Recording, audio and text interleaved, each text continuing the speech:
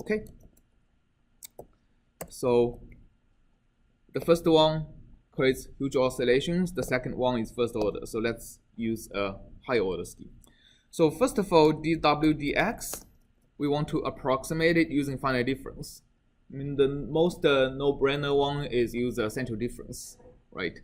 So let's actually, if you work out what's the required order for this approximation, you see that only a first order approximation for the spatial derivative is going to give you a second order finite volume scheme.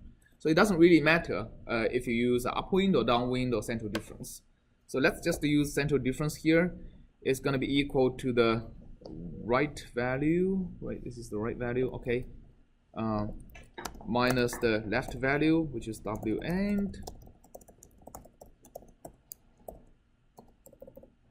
divided by 2 times delta x. Okay, so that's my finite difference approximation for the spatial derivative. And now I'm going to be doing extrapolation. So WR is going to be W plus dW dx times dx divided by 2. And WL is equal to W minus dW dx times dx divided by 2. So this is left and right state over every cell, right? Or I think a more appropriate way to call WR is actually the left state of the interface at I plus half, right? So the right extrapolation for every cell is actually the left state at an interface, and the left state of the next cell is actually the right state over the same interface, right?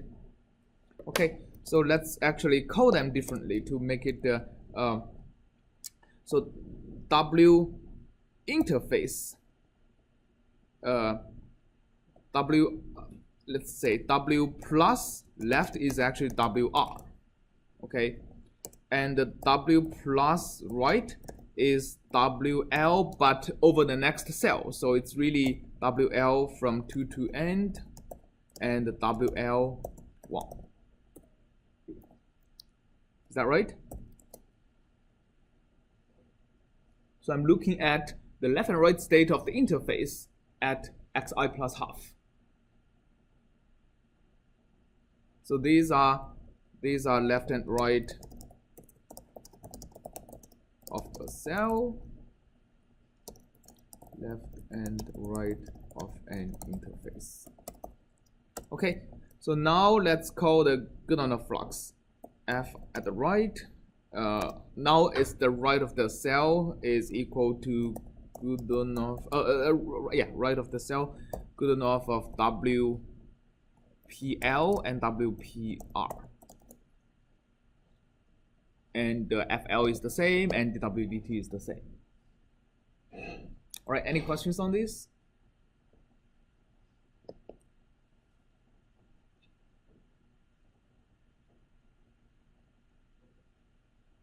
Okay, so let's try it. Let's make another figure and plot my new solution. Okay, so comparing this to this, the new second order scheme is definitely better, but still I see this oscillation over here. Okay, so the scheme I'm just coded up is actually a little bit similar in spirit to the second order upwinding scheme we derived on Monday for finite difference. Okay, it is second order, but it is using information from only one side. So here, I'm also trying to obtain second order by only using information on either left or right. Right? The Goodenough scheme is actually going to decide which one am I going to be using. But it is always going to be using information from only one side of the interface. So in contrast to the left solution, which should actually have very little numerical dissipation, you see it's basically flat. This solution on the right have a little bit of numerical dissipation, so you can sees the slope still goes down a little bit, right? But it's actually much less visible than the first order scheme. The problem I still need to solve is that as the shock wave is developed, I still see a little bit of overshoot.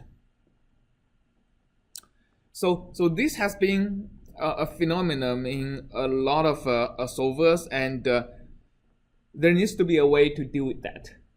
And the most common way to get rid of the shock, get rid of the oscillations around the shock, is called the flux limiter.